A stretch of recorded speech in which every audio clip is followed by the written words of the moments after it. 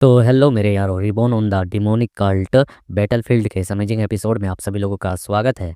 तो जैसा कि हम सभी लोगों ने लास्ट एपिसोड में देखा था कि मिशना यहाँ पर जिन के टीम से मिलने के लिए आई हुई होती है, जहाँ पर जिन मिशना को देखने के बाद वह कुछ पहले के बीते हुए बातों को याद करता है, जहाँ वह एक लेक्चर उसे देते हुए कह रहा होता है कि मिशना प्लीज़ इसे अपने पास रख लीजिए, इसका इस्तेमाल आप कीजिए। यह देखकर मिशना कहती है आखिरकार ये क्या है। जिन बताता है यह एक इलेक्जर है जो कि मेरे पिता के द्वारा मुझे दिया गया है। यह सुनकर कहती है कि क्या एक इलेक्टर बहुत ही ज़्यादा कीमती होता है, तुम इसे खुद यूज़ क्यों नहीं करते? तुम आखिरकार इसे मुझे क्यों सौंप रहे हो? जिन कहता है मैंने यहाँ पर बहुत जल्दी ही 60 ईयर्स के कल्टीवेशन की वाई को इकट्ठा कर लिया है, इसलिए अब इस इलेक्टर का मेरे लिए उपयोग करना बेकार होगा। बेहतर होगा कि आप इसे इस्तेमाल करें, क्योंकि आपने तो कैप्टन के द्वारा बीते हुए बातों को ये सुन ही लिया होगा कि हम लोग किस तरीके से बड़ी मुश्किल से वहाँ से बचकर निकले थे। इसलिए हमारे टीम के लोगों को अधिक से अधिक स्ट्रॉन्ग होने की आवश्यकता है। मैं चाहूँगा कि आप इसे लें और खुद को एक टॉप ग्रेड के कल्टीवेटर के तौर पे कल्टीवेट करें और बहुत ही ज़्यादा कड़ी मेहनत करें। इसलिए इसका इस्तेमाल कृपया करके आप कीजिए। इसका एक आप उपहार के तौर पर इसे एक्सेप्ट कर सकते हैं, क्योंकि हम जिस वक़्त नहीं थे उस वक़्त आपने सभी चीज़ों को सँभाल कर रखा था। तो यह सुनकर वह ले लेती है, कहती है ठीक है मैं इसे ले रही हूँ। मैं टीम की मदद करने के लिए कुछ भी करूँगी और तुम्हारा इसके लिए बहुत-बहुत धन्यवाद जिन। और हम देखते हैं अभी जहाँ पर मिशना होती है वह कर रही होती है, क्या आप लोग यहाँ पर ट्रेनिंग कर रहे थे? आप लोगों की ट्रेनिंग खत्म हो गई? और हम देखते हैं वहाँ पर जिन उसे देखकर काफ़ी ज़्यादा ब्लश कर रहा होता है, क्योंकि वह मनी-मनी से पसंद करता है, क्योंकि इसका पिछले जन्म में बहुत देखभाल की थी। और ये कह रहा होता है कि पहले मैंने उसे इस तरीके से कभी नहीं देखा है। अब जब वह हमेशा मेरी मदद किया करती थी, अब मैंने उसकी पहली बार मदद की है। क्या अब हम साथ-साथ घूम सकते हैं? डेटिंग वगैरह पे जा सकते हैं? ये सोचना ही बहुत ही ज़्यादा शानदार होगा, मज़ेदार होगा। या काश मैं कर सकूँ। अब मैं उसे शायद पूछ सकता हूँ, अब मैं उसके लायक हो चुका हूँ। तभी हम देखते हैं वहाँ पर मिशना इसके सामने आती है, कहती है, "ओहो! लगता है तुम्हें फिर से कोई दूसरा रुमाल मिला है ना?" रुमाल मतलब एक तरह से प्रपोज़ करने का तरीका है इन लोगों का। तो यह रुमाल को देखने के साथ वह छुपाने लगता है और कहता है, "नहीं, ऐसी बात नहीं है।" और वो अपने मन में कहता है कि किसी दूसरी लड़की के द्वारा दिए हुए रुमाल को इसे दिखाना बेसला, आखिरकार मैं ये कर क्या रहा हूँ बेवकूफ़ी भरा काम। तभी हम देखते हैं यहाँ पर आग में घी डालने के लिए जो बी होता है वो आता है और कहता है कि अरे देवा! ये गड़बड़ है बाबा! यह जो इसे रुमाल मिला है ना स्क्वाड 3 के सॉन्ग की तरफ से मिला है। यह सुन वो ताली बजाते हुए कहती है, "अच्छा, अच्छा स्क्वाड 3 की सॉन्ग। वाह रे बाप रे! वह तो बहुत ही ज़्यादा फ़ेमस है लड़कों के बीच में। लगता है वह तुम्हें पसंद करती है।" जिन कहता है शायद उसे जेलसी महसूस हो रही होगी। बट यहाँ पर जो मिशना होती है वह काफ़ी ज़्यादा खुश लग रही हो रही होती है और कह रही होती है, "तुम तो काफ़ी ज़्यादा फ़ेमस हो गए, काफ़ी लोगों को पसंद आने लगे हो। मुझे लगता है कि एक माँ का एहसास बिल्कुल ऐसा ही होता है अपने बच्चे की खुशी को देखकर।" यह देखकर जिन का सपना टूट जाता है और कहता है, "क्या?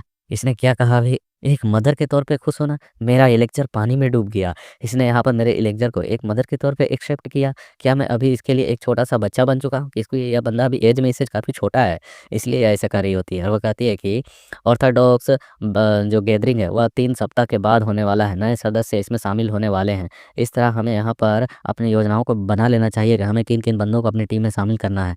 यह सुनकर जिन अपने मन में कहने लगता है शायद अब यहाँ पर जो मीटिंग होने वाली है, उस मीटिंग के बाद हमें जो रंगरूट मिलेंगे, वह काफ़ी ज़्यादा ऊर्जावान और मेहनती होंगे। यह हैरानी की बात नहीं होगी, क्योंकि अन्य टीम की तुलना में हमारी टीम में काफ़ी कम मेंबर्स हैं। इसलिए हमें ज़्यादा से ज़्यादा मेंबर्स को अपने साथ शामिल करना चाहिए। हालाँकि मेरे टीम में जितने भी 3 मार्शल आर्टिस्ट हैं, वह कम से कम फर्स्ट रेट के पीक पर मौजूद कल्टीवेटर्स हैं। इसलिए हमारी टीम की क्वालिटी तो काफ़ी अच्छी है, लेकिन क्वांटिटी काफ़ी ज़्यादा कम है। हमें इसे बढ़ाना होगा। काश मेरे पास उस पॉइज़नस एल्डर सियोक का और भी ज़्यादा इलेक्टर होता, तो हमारे टीम में और भी ज़्यादा पावरफुल लोग पैदा होते हैं, लेकिन उसके मरने के साथ-साथ ही उसके द्वारा ये बनाए हुए इरेज़र भी गायब हो चुके हैं। अब हमारे काम का नहीं है। और जो वह डक्कम था, वह भी पता नहीं अपने भाइयों के साथ छुप गया और उसके बाद फिर हमें नज़र भी नहीं आया। और हम देखते हैं यहाँ पर तभी कैप्टन की भी एंट्री होती है और कैप्टन को देखते हुए भी यहाँ पर जिनके मन में यही बातें चल रही होती है कि वह जो सियोक मारा गया और उसने जितनी जानकारी दी ब्लड कल्ट के बारे में, वह काफ़ी ज़्यादा कम थी। अब मुझे आखिरकार और भी जानकारियों को उनके बारे में इकट्ठा करना होगा। बट यहाँ पर कैप्टन को देखने के साथ वे लोग कहने लगते हैं, वो स्क्वाड लीडर क्या खबर है? क्या यहाँ पर मीटिंग खत्म हो गई? और हम देखते हैं यहाँ पर चून इसके पास जाते हुए कहती है, क्या हमें इंपॉर्टेंट घोषणा मिली है? क्या काम मिला है? आपको कुछ पता चला? तो वो कहता है कि मेरे पास 2 तरह की खबरें हैं, एक अच्छी और एक बुरी। पहली कौन-सी सुनना चाहोगी? चुन कहती है पहले बुरी खबर, उसके बाद आप अच्छी खबर सुनाकर हमें खुश कर देना।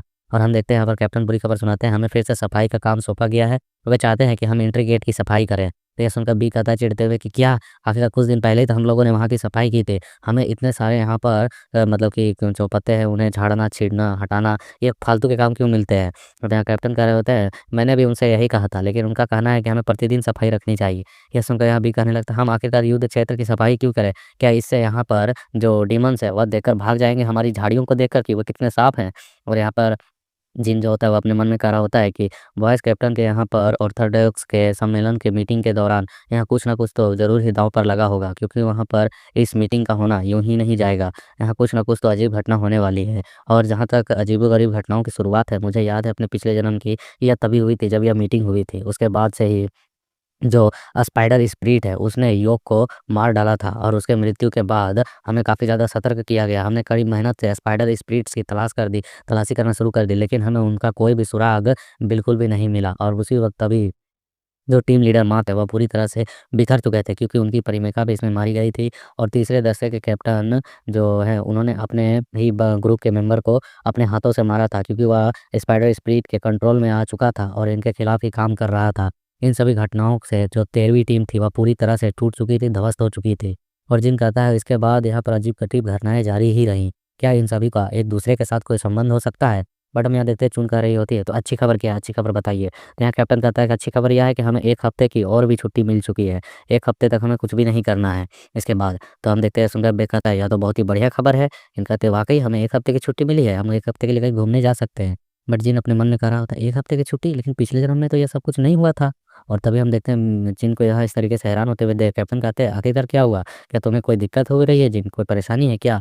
और वह बताते हैं कि जो स्क्वाड लीडर 4 है, वो स्क्वाड 4 लीडर के जो कैप्टन माँ हैं, उन्होंने हमें कहा है कि 7 दिनों के बाद, 1 हफ्ते के बाद जो रंगरूट आने वाले हैं, उनकी यात्रा के लिए सबसे पहले हम जाएँ, उनसे पहले हम मुलाकात करें और उन लोगों को अपने टीम में शामिल करें। यह कैसा रहेगा? हमारे लिए बेहतर है ना?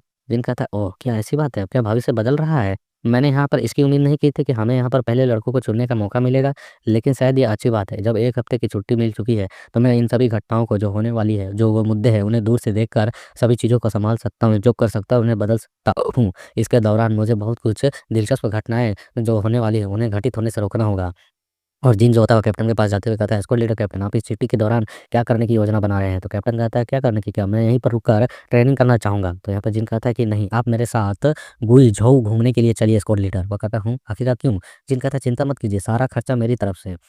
मैं आपको एक अच्छे-अच्छे खाने खिलवाऊँगा और अच्छी-अच्छी जगह पे घुमवाऊँगा, इसलिए मेरे साथ चलिए।" उसके बाद हमें यहाँ पर एक उन दूसरे बंदों का सीन दिखाया जाता है और उसके बारे में जिनके द्वारा राइटर के द्वारा बताया जाता है कि इस सब के बीच जो शुरुआत में ब्लैक मर्चेंट ग्रुप के लीडर था, उसने यहाँ पर जो एक अल्केमिस्ट थे, उन्हें कुछ एलिक्सर्स बनाने के काम दिए थे, जो कि एक घुमक्कड़ अल्केमिस्ट थे। वह घूमते हुए लोगों का इलाज करते रहते थे और एलिक्सर बनाने में भी काफ़ी माहिर थे, लेकिन वह ब्लैक मार्केट का बंदा था, जिसने एलिक्सर बनाने के लिए कहा था उनसे और उन्हें पैसे देने का वादा किया था। जब उसने एलेक्सस की क्वांटिटी क्वालिटी को देखा, तो वह उसे देखकर काफ़ी ज़्यादा लालची हो गया और उसने चाहा कि इस एलेक्सर को हमेशा उसी के द्वारा बेचा जाए। इसलिए उसने यहाँ पर उस अल्केमिस्ट को अपने साथ शामिल होने के लिए मतलब कि प्रस्तावना दी। बट अल्केमिस्ट जो था वह एक घुमक्कड़ अल्केमिस्ट के तौर पर बहुत ही ज़्यादा फ़ेमस था और वह इस तरीके से किसी भी ग्रुप में या फिर किसी भी सेक्ट में रहकर अल्केमी का काम करना बिल्कुल भी पसंद नहीं करता था और इसलिए उसने इनकार कर यहाँ से चला गया। बट उसके इनकार करने की वजह से या ब्लैक मर्चेंट ग्रुप का जो बिज़नेसमैन था, वो काफ़ी ज़्यादा गुस्सा हो गया और उसने अपने बंदों को इसके पीछे जानकारी इसकी निकालने के लिए लगवा दिया और इसकी कमज़ोरियों का पता लगाने लगा। और जब यह सब कुछ चीज़ों का पता लगवा रहा था, उस वक़्त यह भी पता चला कि इसका फैमिली भी है, इसके बच्चे भी हैं और साथ में यह जो वो जो अल्केमिस्ट के द्वारा बनाए हुए जो एलिक्सर्स है, वह उसे लेकर कहीं और जा रहा है। तभी इसका यहाँ पर पीछा भी किया गया। बट वह जो था अल्केमिस्ट, वह अपने एलिक्सर्स को लेकर वहाँ से निकल गया। बट बुरी किस्मत से उसके बच्चे और उसके बीवी उस मर्चेंट के हाथों पकड़े गए। ये सारी बातें जिन और राइटर बता रहा होता है, जो कि एक फेमस सिटी का अल्केमिस्ट है, जहाँ का ये सभी घटनाएँ हैं और वो बता रहा होता है कि इन सभी चीज़ों की वजह से जो वो मर्चेंट वाला बंदा था, उसने यहाँ पर उसका अल्केमिस्ट को ब्लैकमेल करना चालू किया। अगर तुम इरेज़र लाकर उसे नहीं देते हो, तो यहाँ पर तुम्हारी बहुत ही बुरी तरीके से फैमिली को मेंबर्स को मार डाला जाएगा। बट जो अल्केमिस्ट था, वह कोई साधारण अल्केमिस्ट नहीं था और उसने जो यहाँ पर औषधियाँ बनाई थी, वह भी कोई साधारण औषधियाँ नहीं थी। दरअसल वो जो थे बॉडी रिकवरी पिल्स थी, उनसे भी ज़्यादा इफ़ेक्टिव थी, जो कि पॉइज़नस एल्डर ने यहाँ पर जिन को दिया था, उससे भी ज़्यादा इफ़ेक्टिव एलिक्सर्स थे। तो इसी वजह से उसने यहाँ पर उन एलिक्सर्स को उन्हें सौंपने से मना कर दिया और वह भागता रहा, जिसकी वजह से उस मर्चेंट ग्रुप के बंदे को सिर्फ़ यहाँ पर उसे पकड़ने के सिवा कोई और ऑप्शन नहीं बचा और उसके शिकार के लिए अपने बंदों को उसके पीछे लगवा दिया। और हम देखते हैं अभी का सीन, यहाँ पर ये सारी कहानियाँ सुनकर बी कह रहा होता है, अच्छा ठीक है, मैं तुम्हारे बातों को समझ रहा हूँ, लेकिन हम इस तरह से यहाँ पर क्यों छुपे हुए हैं, मुझे सारी चीज़ें तुम बताओगे? हम यहाँ पर आखिरकार इतने कीमती छुट्टी को इस तरह से छिपकर बैठकर क्यों बर्बाद कर रहे हैं? तो यहाँ जिन कहता है, "अरे यार तुम क्या बात कर रहे हो? हम यहाँ पर अपने सेक्ट के, बिजोंग सेक्ट के एक तुम शिष्य हो ना, जो अन्याय के खिलाफ खड़ा रहता है, चुप नहीं रहता है, उसके खिलाफ लड़ने की कोशिश करता है, तो तुम ऐसी बातें कैसे कर सकते हो? अपने प्रतिष्ठा का, अपने सेक्ट का मान-सम्मान तो रखो।" तो बी कहता है, "अरे ठीक है, मैं तुम्हारी मदद यहाँ पर करूँगा।" और हम देखते हैं फिर यहाँ हँसते हुए जिन कहता है कि बेशक मेरा मानना है कि यह जो बात है, यह अब मतलब कि विश्वास ना करने वाली होगी तुम लोगों के लिए, लेकिन मुझ पर थोड़ा-सा बिलीव करो और समय दो। तो यहाँ कैप्टन कहते हैं, "वैसे मैं वास्तव में यहाँ पर तो ऑर्थोडॉक्स से नहीं ना हूँ, तो मैं तुम लोगों की मदद क्यों ही करूँ?" तो यहाँ पर जिन कहता है कि यह बात मायने नहीं करता है कि आप ऑर्थोडॉक्स से हैं या फिर अनऑर्थोडॉक्स से हैं। हमें यहाँ पर बुराई के खिलाफ खड़ी होनी है। यहाँ पर बी कहता है फिर से, "आखिरकार हमें यहाँ पर उस अल्केमिस्ट डॉक्टर की मदद करने के लिए जाना चाहिए, तो तुम यहाँ पर हमें इस जगह पर क्यों रखे हो?" और यहाँ कैप्टन कह रहा होता है उदास होते हुए, "अरे यार इसने कहा था कि वो मुझे दावत देगा, इसलिए मैं आया था यहाँ पर, ये क्या करवा रहा है हमसे?" और यहाँ जिन जो होता है वो कहता है कि इस बारे में सोचूँ तो तुम्हें क्या लगता है कि अल्वा अल्केमिस्ट ला जो कि लाइफ एंड डेथ अल्केमिस्ट के तौर पर जाना जाता है, वह सौदेबाजी में कैसा होगा? उसने बेशक उसके एलेक्सर्स का क्या किया होगा, जो वहाँ से लेकर वहाँ से भागकर निकला था और उसके दौरान उसके परिवार वाले पकड़े गए। उसने उन एलेक्सर्स को यहाँ पर एक रिवॉर्ड के तौर पर घोषित कर दिया, जो लोगों को मिलने वाले थे। तो यह एलेक्सर जब यहाँ पर पब्लिक को मिल जाती, तो यह उस मर्चेंट वाले को नहीं मिल पाता, जिसकी वजह से उसने यहाँ पर सीधे तौर पर उसके बच्चों को दंड देना स्टार्ट कर दिया और उसने यहाँ पर सोचा था कि अल्केमिस्ट जो है वह यहाँ पर उसके उस तरीके के हरकतों की वजह से उसके सामने वापस आएगा और एलेक्सर्स को देगा। लेकिन वो पूरी तरह से एक पागल अल्केमिस्ट था, मतलब अपने चीज़ों को लेकर वह चाहता था साफ-साफ तौर पर उन्हें अनदेखा करना, ताकि उन बंदों को ऐसा लगे कि उसे अपने फैमिली से कोई भी ज़रा-सा भी लगाव नहीं है। इस वजह से वह उन बंदों का ध्यान उसके फैमिली से हटकर सीधे उसे पकड़ने पर लग जाएगा। वह उसी को पकड़ने की सारी कोशिश करेंगे। इन बातों को सुनकर यहाँ कैप्टन कहते हैं, "अच्छा, ऐसी बात है।" तो ऐसा कर वो अपने फैमिली को इग्नोर कर अपने फैमिली को ही बचा रहा था और इस तरीके से बाकी बंदों का सीधे-सीधे ध्यान अल्केमिस्ट को पकड़ने में ही लग गया।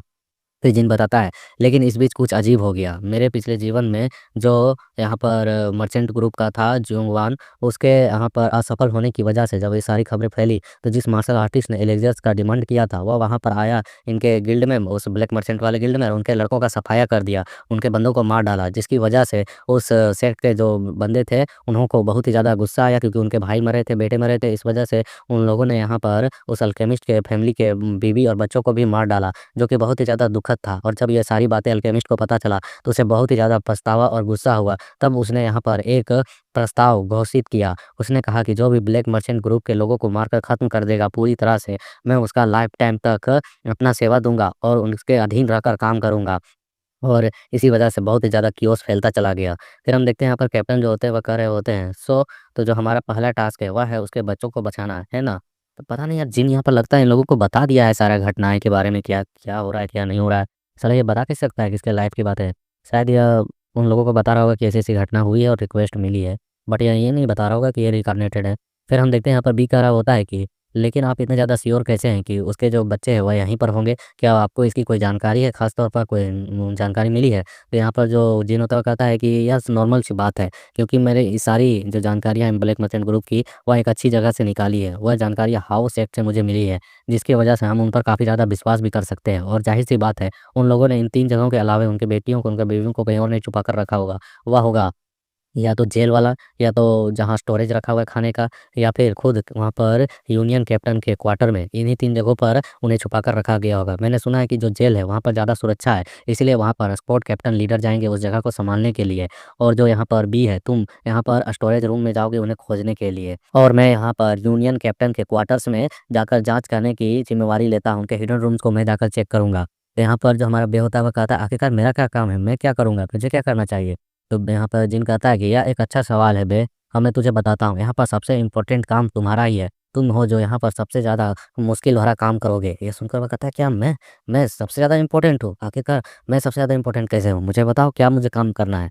और इसके इसी हैरानी भरे क्वेश्चन के साथ यहाँ पर ये छोटा सा चैप्टर कंप्लीट होता है। So like, share, comment for support. Next episode देखने के लिए ये लोग उनके अल्केमिस्ट के बच्चों को कैसे बचाते हैं, तब तक के लिए थोड़ा सा वेट करो।